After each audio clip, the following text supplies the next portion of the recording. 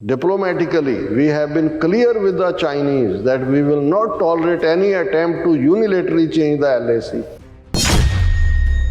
So long as they continue to seek to do that, if they have built up forces in our minds, it constitutes a serious issue, then our relation is not normal, and the abnormality of that has been witnessed in the past 2 years.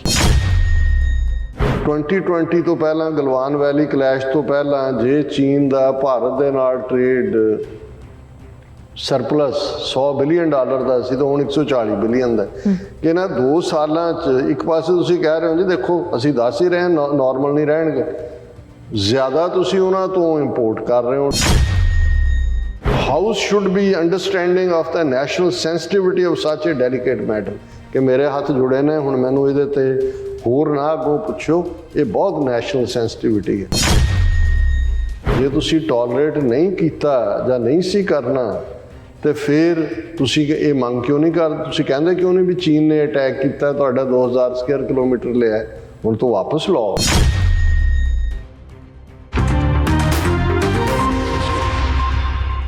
Viewers welcome back on programme. So viewers, Bharat ਤੇ ਚੀਨ ਦੇ ਹਾਲੇ ਨਾਲ ਗੱਲਬਾਤ ਕਰਨ ਜਾ ਰਹੇ ਹਾਂ ਕਿ ਭਾਰਤ ਦੇ foreign minister S Jai Shankar ਨੇ ਪਾਰਲੀਮੈਂਟ ਵਿੱਚ ਕਿਹਾ ਹੈ ਕਿ ਚੀਨ ਨਾਲ ਉਦੋਂ ਤੱਕ ਸਬੰਧ ਸੁਖਾਵੇਂ ਨਹੀਂ ਹੋ ਸਕਦੇ ਜਦੋਂ ਤੱਕ ਚੀਨ LAC ਤੇ ਦਬਾਅ ਬਣਾਉਣ ਦੀ ਕੋਸ਼ਿਸ਼ ਕਰਦਾ ਰਹੇਗਾ। ਸੋ ਇਹ ਭਾਰਤ ਦੀ ਹਾਰੀ ਹੋਈ ਬਿਰਤੀ ਦੀ ਨਿਸ਼ਾਨੀ ਹੈ, ਜਿਸ ਨੂੰ ਬਾਣੀਆ ਜ਼ੁਬਾਨ ਵਿੱਚ ਕਿਹਾ ਜਾਂਦਾ ਹੈ ਕਿ ਇਬਕੀ ਮਾਰ ਤੋਂ ਦੇਖੋ। ਸੋ ਇਸ ਬਾਰੇ ਆਪਾਂ ਗੱਲਬਾਤ ਕਰਨ ਜਾ ਰਹੇ ਹਾਂ। ਸੋ ਅਸੀਂ ਚਾਹਾਂਗੇ ਤੁਸੀਂ ਸਾਡੇ ਨਾਲ ਇਸੇ ਤਰ੍ਹਾਂ ਬਣੇ ਰਹਿਣਾ। ਦੇਖਣ ਸੁਣ ਲਿਆ ਲਿਖਣ ਲਈ ਤੁਹਾਡਾ ਸਭ ਦਾ ਬਹੁਤ ਬਹੁਤ ਸ਼ੁਕਰੀਆ ਜੀ। ਡਾਕਟਰ ਸਾਹਿਬ ਕੀ ਵਿਚਾਰਾਂ ਨੇ?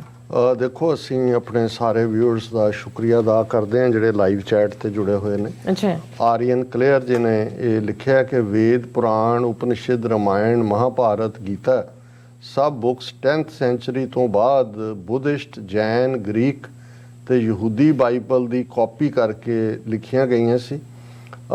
ਸ਼ੈਵਿਜ਼ਮ 9ਵੀਂ ਸਦੀ 'ਚ ਤੇ ਵੈਸ਼ਨਵਿਜ਼ਮ 12ਵੀਂ ਸਦੀ 'ਚ ਆਇਆ।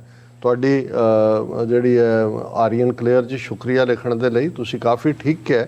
ਪਰ ਜਿਹੜਾ ਵੇਦਾਂ ਦਾ ਖਾਸ ਤੌਰ 'ਤੇ ਰਿਗਵੇਦ ਨਾਲ ਜੁੜਿਆ ਵਕਤ ਹੈ, ਜਿੰਨੇ ਇੱਕ ਸੋਰਸ ਸਾਡੇ ਕੋਲ ਨੇ, ਉਹ 3-3.5 ਸਾਲ ਹੈ। ਬਾਕੀ ਤੁਸੀਂ ਠੀਕ ਕਿਹਾ ਕਿ ਇਹ ਸਾਰਾ ਵਿਸ਼ਨੂੰ ਅਵਤਾਰ ਔਰ ਰਾਮਚਰਿਤ ਮਾਨਸ ਔਰ ਸ਼ੈਵਿਜ਼ਮ ਔਰ ਇਹ ਸਾਰਾ ਲੇਟਰ ਔਨ ਹੈ, ਔਰ ਈਵਨ ਬਹੁਤ ਸਾਰਾ ਇਹਨਾਂ ਦਾ ਮਿਥਿਹਾਸ ਜਿਹੜੇ ਗ੍ਰੀਕ ਗੋਡਸ ਦੀ ਹੀ ਕਾਪੀ ਕੀਤੀ ਹੋਈ ਹੈ, ਔਰ ਅਸੀਂ ਸ਼ੁਕਰੀਆ ਅਦਾ ਕਰਦੇ ਹਾਂ। ਹੁਣ ਗੱਲ ਜਿੱਥੇ ਝੂਠ ਦਾ ਹੀ ਸਹਾਰਾ ਹੋਏ, ਕਿਉਂਕਿ ਬ੍ਰਾਹਮਣ ਦਾ ਸਭ ਤੋਂ ਵੱਡਾ ਵੈਪਨ, ਜਿਵੇਂ ਅਸੀਂ ਇੱਕ ਤਾਂ ਭੰਬਲ ਭੂਸਾ ਹੈ, ਕਨਫਿਊਜ਼ਨ ਪੈਦਾ ਕਰੋ, ਔਰ ਜੋ ਤੁਸੀਂ ਕਰ ਰਹੇ ਹੋ, ਜਿਹੜਾ ਤੁਸੀਂ ਨਾਰਾ ਮਾਰਨਾ ਹੈ, ਉਹ ਉਸ ਦੇ ਬਿਲਕੁਲ ਉਲਟ ਮਾਰੋ। ਜਿਵੇਂ ਬੁੱਧ ਧਰਮ ਦਾ ਖਾਤਮਾ ਹਿੰਸਾ ਦੇ ਨਾਲ ਕੀਤਾ, ਸ਼ੰਕਰ ਨੇ ਸ਼ਾਸਤਰ ਸ਼ਸਤਰ ਔਰ ਉਹਨਾਂ ਦਾ ਜਿਹੜਾ ਨਾਰਾ ਸੀ ਅਹਿੰਸਾ ਪਰਮੋ ਧਰਮਾ, ਉਹਨੂੰ ਲੈ ਲਿਆ।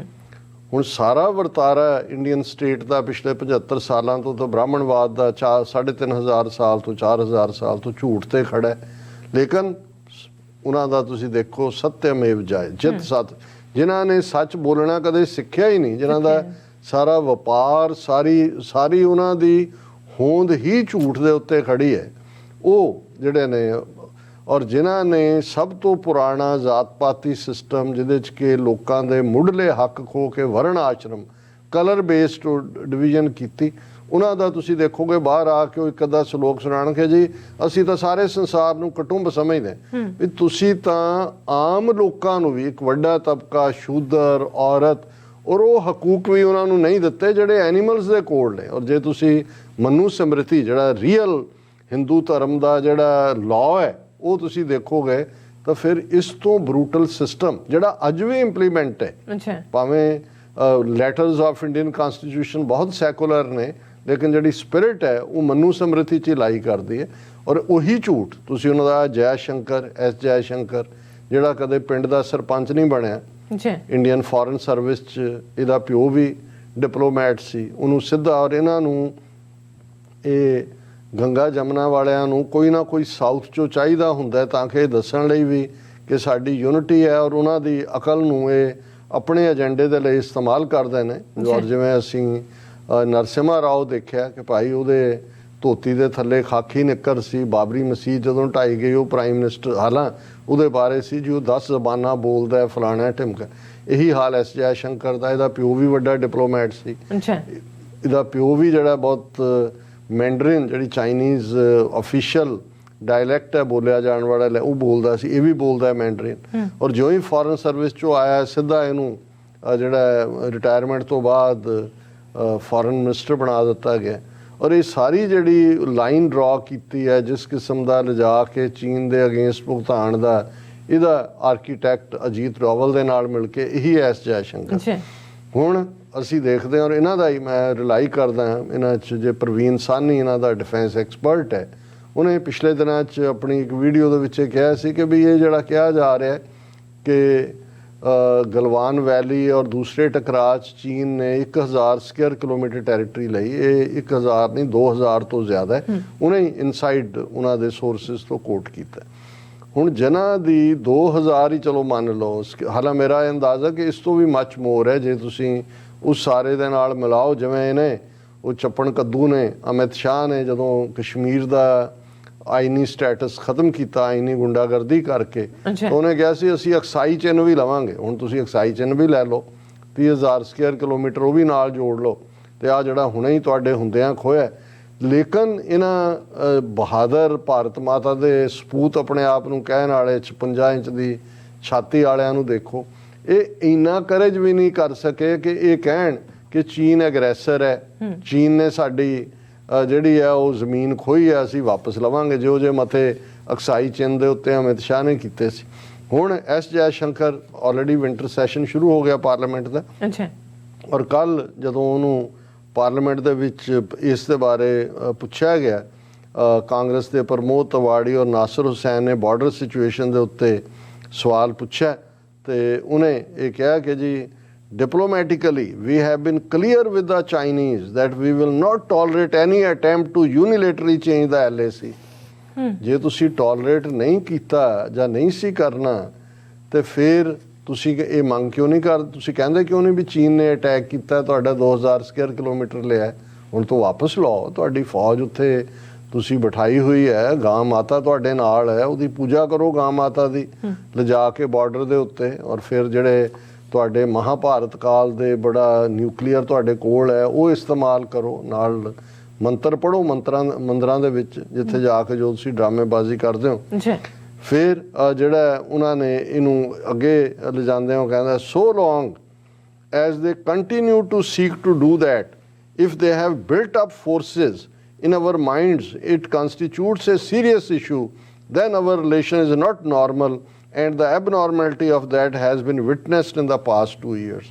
ਹੁਣ ਇੱਕ ਉਸ ਤੋਂ ਵੀ ਵੱਡਾ ਝੂਠ 2020 ਤੋਂ ਪਹਿਲਾਂ ਗਲਵਾਨ ਵੈਲੀ ਕਲੈਸ਼ ਤੋਂ ਪਹਿਲਾਂ ਜੇ ਚੀਨ ਦਾ ਭਾਰਤ ਦੇ ਨਾਲ ਟ੍ਰੇਡ ਸਰਪਲਸ $100 ਬਿਲੀਅਨ ਦਾ ਸੀ ਤਾਂ ਹੁਣ 140 ਬਿਲੀਅਨ ਦਾ ਕਿ ਇਹਨਾਂ 2 ਸਾਲਾਂ 'ਚ ਇੱਕ ਪਾਸੇ ਤੁਸੀਂ ਕਹਿ ਰਹੇ ਹੋ ਜੀ ਦੇਖੋ ਅਸੀਂ ਦੱਸ ਹੀ ਰਹੇ ਨਾਰਮਲ ਨਹੀਂ ਰਹਿਣਗੇ, ਜ਼ਿਆਦਾ ਤੁਸੀਂ ਉਹਨਾਂ ਤੋਂ ਇੰਪੋਰਟ ਕਰ ਰਹੇ ਹੋ, ਟ੍ਰੇਡ ਇਨਬੈਲੈਂਸ ਹੈ, ਬੋਲਦੇ ਤੁਸੀਂ ਹੈ ਨਹੀਂ ਵੀ ਤੁਹਾਡੀ ਟੈਰੀਟਰੀ ਖੋਈ ਹੈ। ਔਰ ਫਿਰ the military commanders of the 2 countries are talking and should be left to them. ਕਿੰਨੀ ਕੁ ਟਾਕ ਹੋਰ ਕਰਨੀ ਹੈ ਜੀ? 15 ਕੇ 16 ਤੁਸੀਂ ਮੀਟਿੰਗਸ ਕਰ ਲਈਆਂ, ਤੁਹਾਡੇ ਇਸ ਜਨਰਲ ਨੇ ਉਹਦੇ ਤੇ ਚੀਨ ਵਾਲੇ ਪਾਸੇ ਇੱਧਰ ਜਾ ਕੇ ਕੱਖ ਨਹੀਂ ਤੁਹਾਡੇ ਪੱਲੇ ਪਿਆ। ਔਰ ਉਹਨੇ ਕਿਹਾ ਜੀ ਉਹਨਾਂ ਤੋਂ ਹੀ ਛੱਡ ਦਿਓ।